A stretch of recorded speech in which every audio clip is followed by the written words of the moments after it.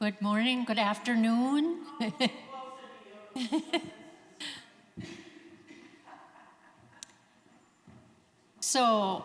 My presentation is about accessibility. I don't have a clicker. I tried it yesterday. He replaced the batteries, still didn't work. So Daniel is going to change the slides for me, so I'm going to give him the high sign when I'm ready to turn the page. Okay, I go to Lake Street, and I'm part of a team called ADIT, which is Accessibility Toward Inclusion. And so let me get started. We achieved the Gold Award for Accessibility in 2021 from the United Methodist Church Disability Ministries. And how did we get there? That's what I'm going to talk about today.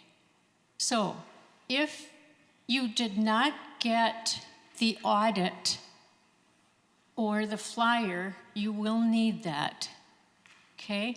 Make sure you've got this and the I Am Church flyer.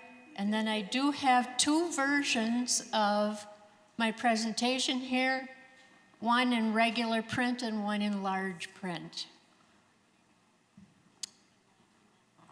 Okay, Daniel, next slide. All right, what is accessibility? What does that mean? Anybody have some ideas about what that means? Being able to go wherever you want.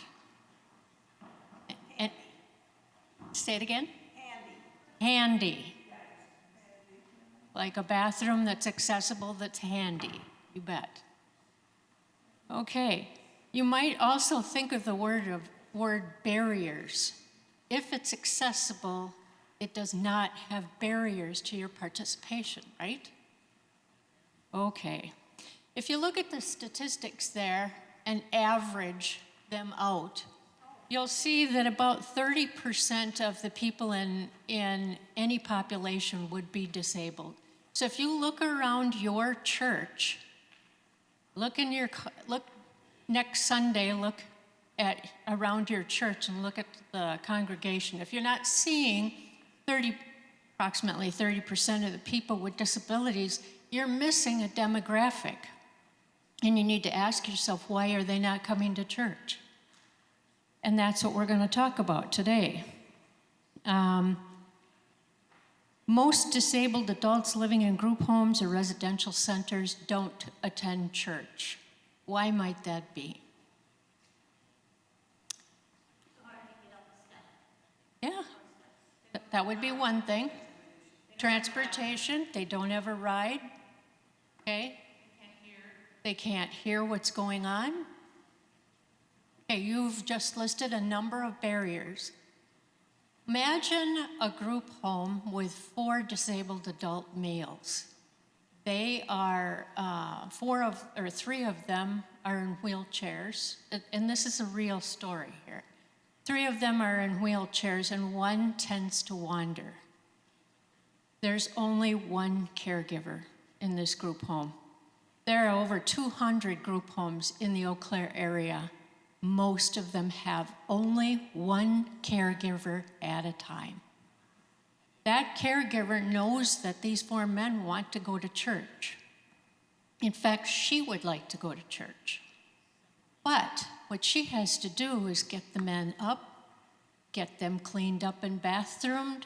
She needs to make their breakfast. She needs to get them dressed and in their wheelchairs, and then the wheelchairs loaded into the van, all while watching the man who sometimes takes off. Can she do that? I mean, just imagine doing that by 9 o'clock in the morning. She tried to do it a few times. She came here. We were so glad to see them, but she had to quit. She just couldn't do it on a weekly basis. Those are some of the barriers. Next slide, please. Now, I included this picture because I thought it was just ironic. If we had a ski lift to church, maybe more people would come. But certainly the ski lift itself is not accessible. So what I'm going to talk about today is how it all began, our initial improvements, I Am Church, the audit process, the audit itself, which you should have a copy of, and some final thoughts. Next slide, please.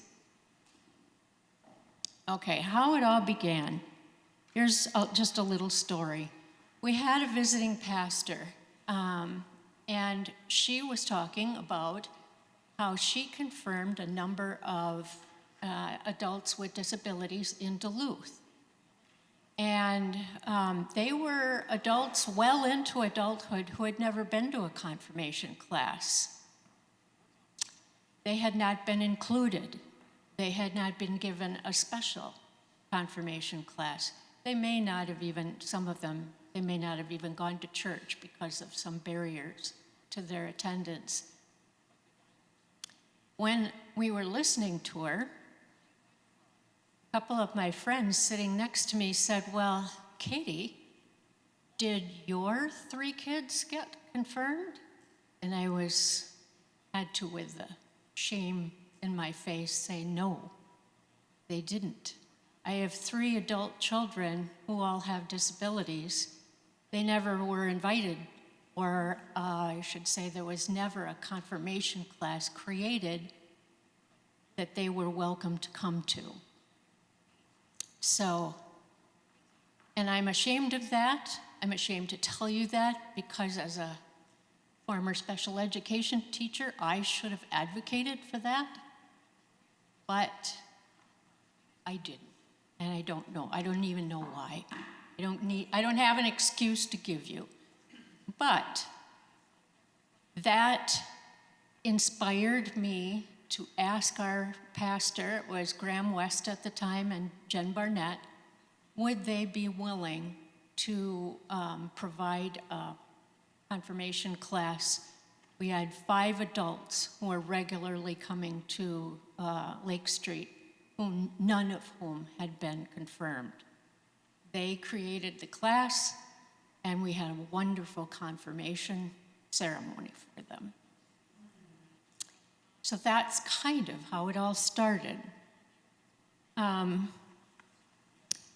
We decided, several of us, to do a class called Barriers, the Barriers class. And what we did was for 10 weeks, 20 of us went through this book, which is called Including People with Disabilities in Faith Communities, and that's listed in my slides. I would highly recommend this. You can see I've got it marked all over the place. I've got notes, I've got stickers. I've probably read this book 4 times, but it is a valuable, valuable resource. And if I can sum up this book in one sentence, this would be it.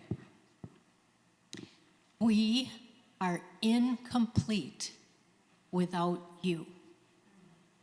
We are incomplete without you and you and you. Is that my cut? Yeah. Do I need to talk louder? I'm having a hard time hearing you, but that could just be me, but this was just sitting here. Oh, yeah. Do you want to use one of the FM hearing devices in the back? Oh, that might help, because there's an echo. Okay. Is anybody else having trouble hearing? Maybe that's an ear thing with me. Maybe I need to stand back farther. Can you hear me better back here? That's a lot better. Is it? Yeah. Okay. Okay. 100% better. All right. I'll stand back here. We are incomplete without you. You think about that. That's more than saying you're welcome to come. That's more than saying we're going to include you. That's not a passive statement. What that statement means is you're going to serve with me, alongside of me. We are going to serve together. We're going to receive the Word of God and serve together. So that's why that particular phrase stuck with me. The first audit we did was part of this book. What we did was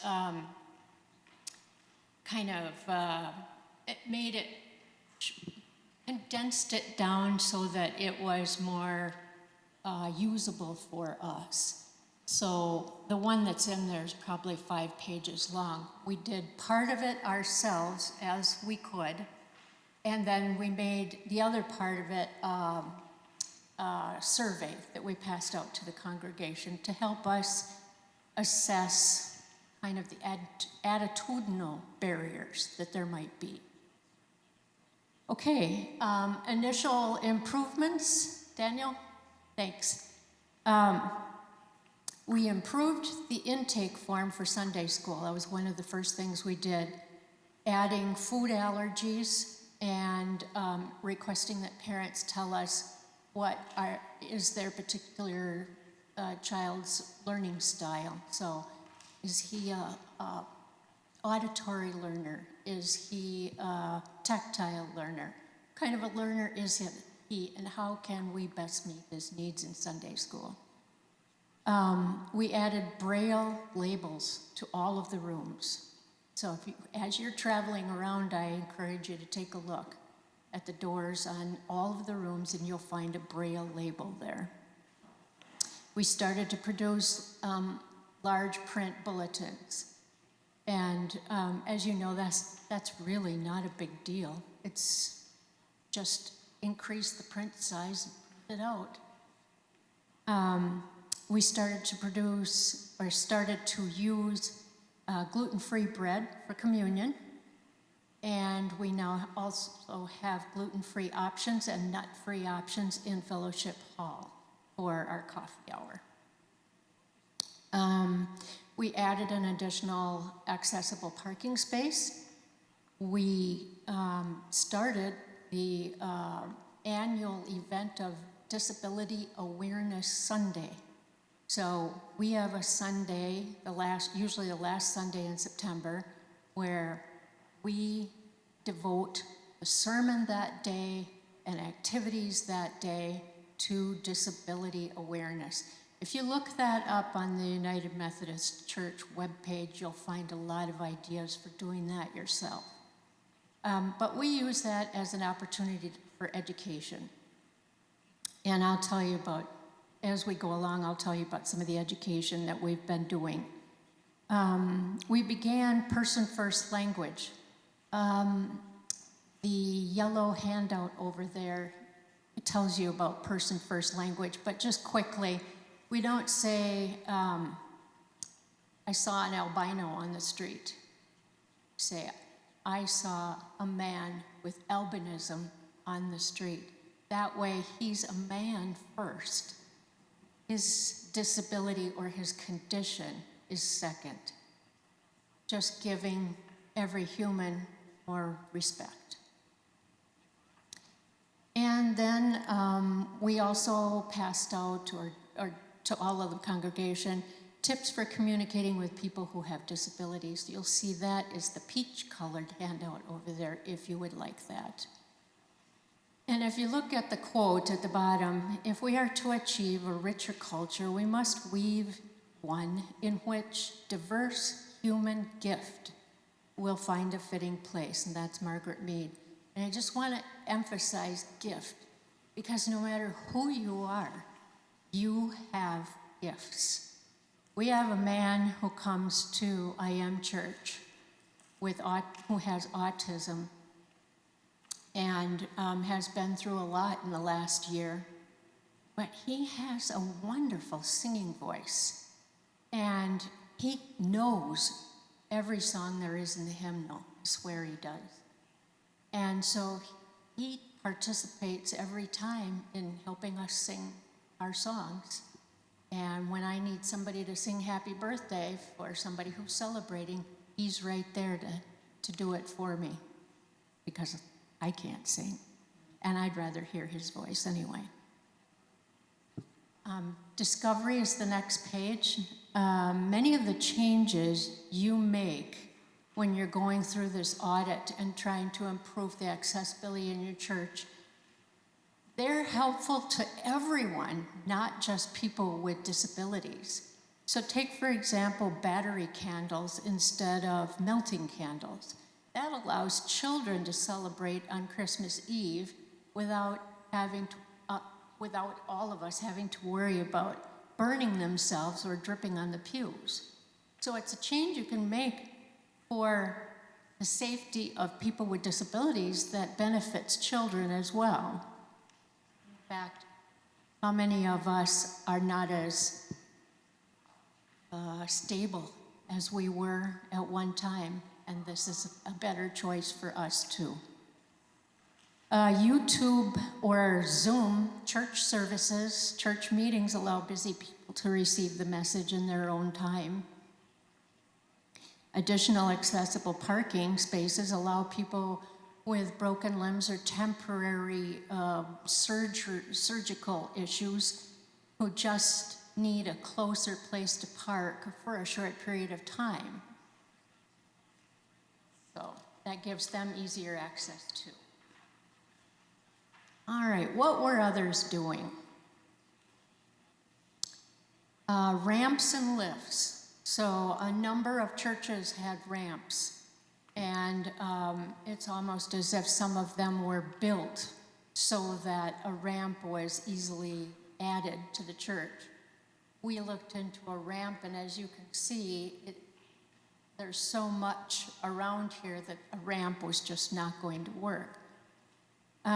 Second thing, a lot of churches have an elevator or a lift to the chancel area, or even from the sanctuary down to the fellowship hall or to other places in the church.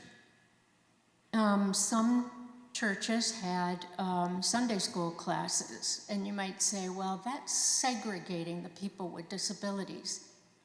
Well, look at it this way.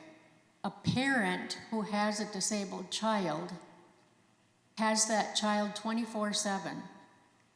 Wouldn't it be nice if they could have an hour of peace to hear God's word? So yes, having a separate Sunday school service it works. I did it myself when I was in college. We had a service downstairs in Fellowship Hall. I had a Sunday school, I should say, downstairs.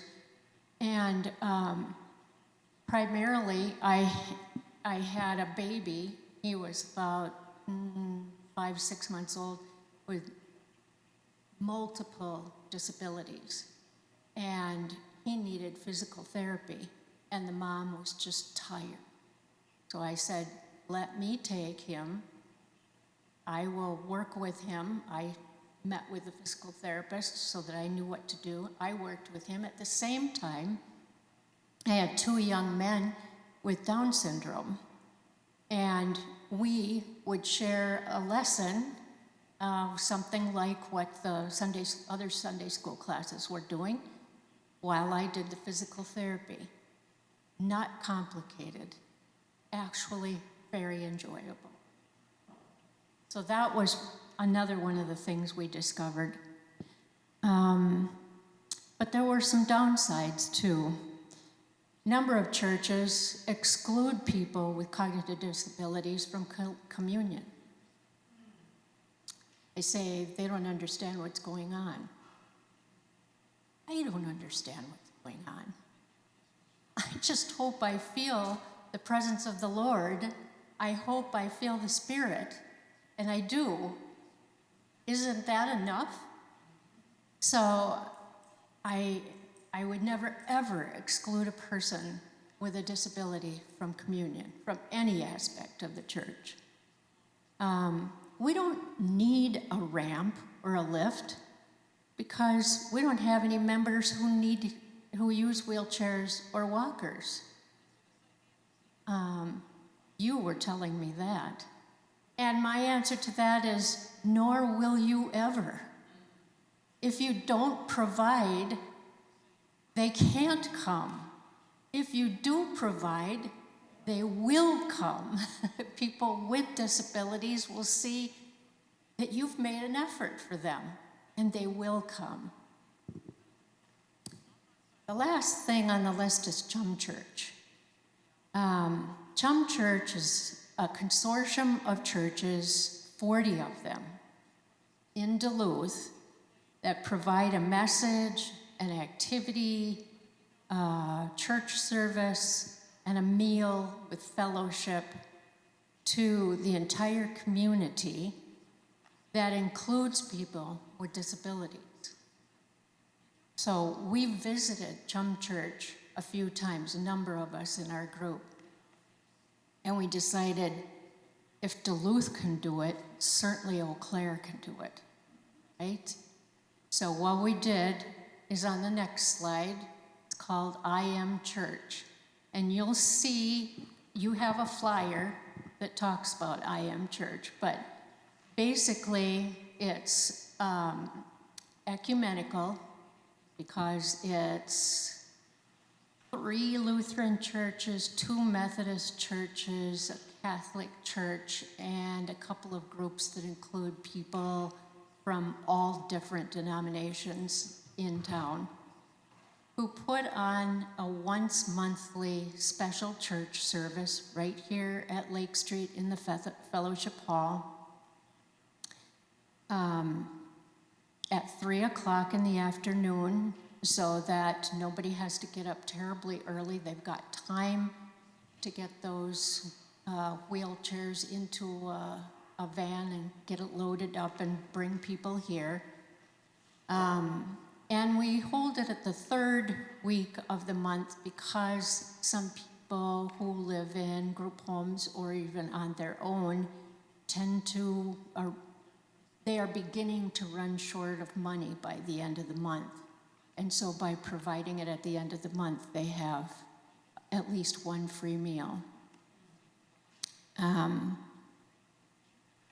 So if you look at the next page, we've got some pictures of people enjoying, there we are, enjoying I Am Church.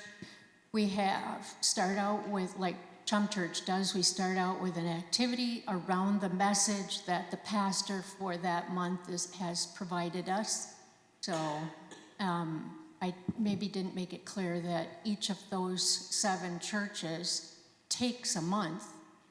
They do that month. So coming up in October, St. James Catholic is doing I Am Church. So they bring the volunteers, they plan the meal, they plan the message, and they plan the activity that goes with the message. So it's an art activity like doing something with clay, doing something with pipe cleaners, you name it, but it has something to do with the message. And then we come into the sanctuary, and the message is repeated in a different way. And usually we pick songs that have something to do with the message as well. But our favorite song is We Are the Church. And it goes so well with our name, I Am Church, that we couldn't have found a better song. Another thing that we do in I Am Church in the sanctuary here is prayers of the people. And where you might have people in your own church during your regular services raise their hand and give a joy or give a concern, we have our group just shouts them out.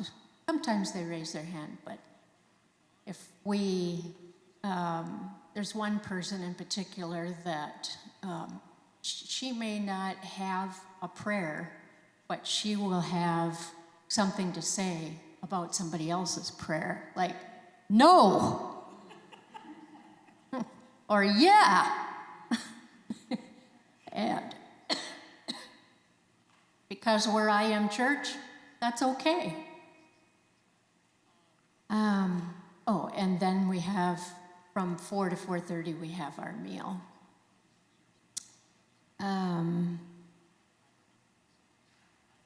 Some of you might say, well, that's not really inclusion, is it? Let me tell you what one mother told me. She says, I just love that Tom has a place to come where he doesn't have to be the round peg trying to fit into a square hole. He can be himself and be at ease. And that says it all, doesn't it? Okay. Next slide.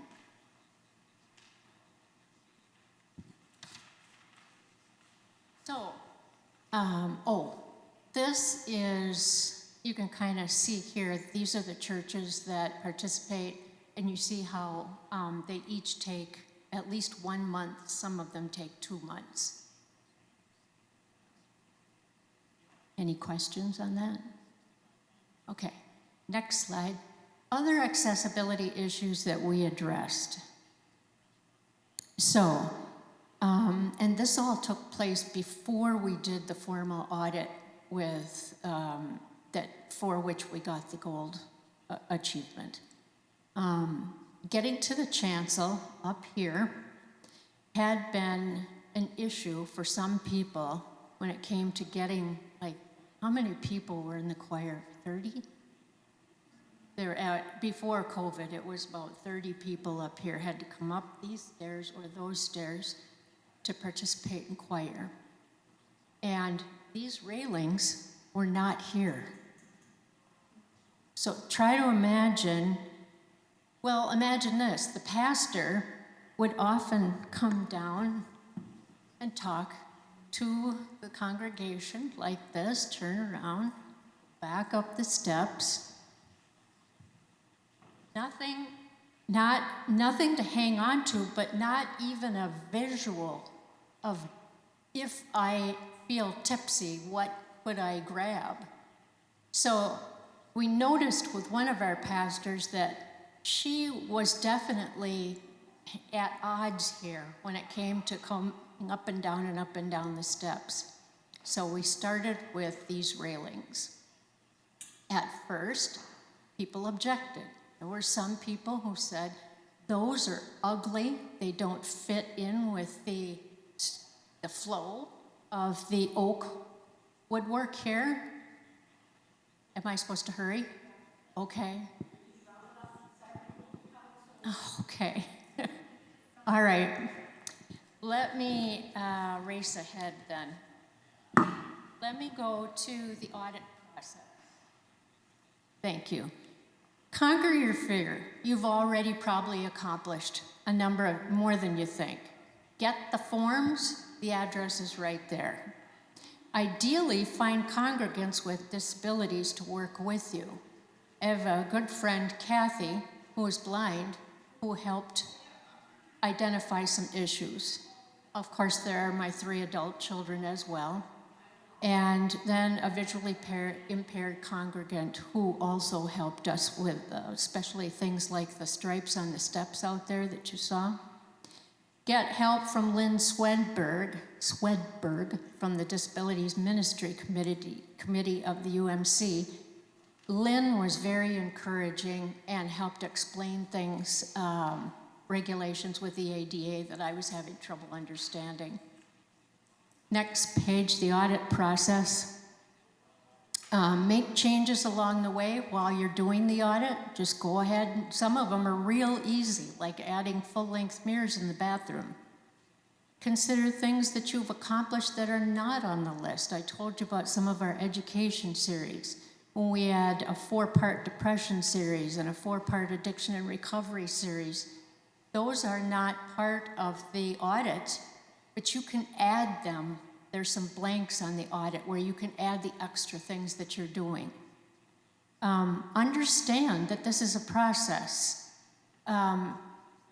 Say you get bronze the first time, then there'll be other things that you can change over the years for the next time you do an audit. This will be ongoing. Once your congregation gets used to the idea, it won't be a problem. It won't be so much a problem to make changes. And just if I can quickly say, if you think adding a lift was an easy thing to do. I'm here to tell you, it isn't. It takes persistence and determination to get something like that done, and resistance to people who say, it can't be done, we don't want it, it's gonna make noise, it's ugly, yada, yada, yada. Okay, any questions before I let you go? I'm sorry this had to be short. No, thank you for coming.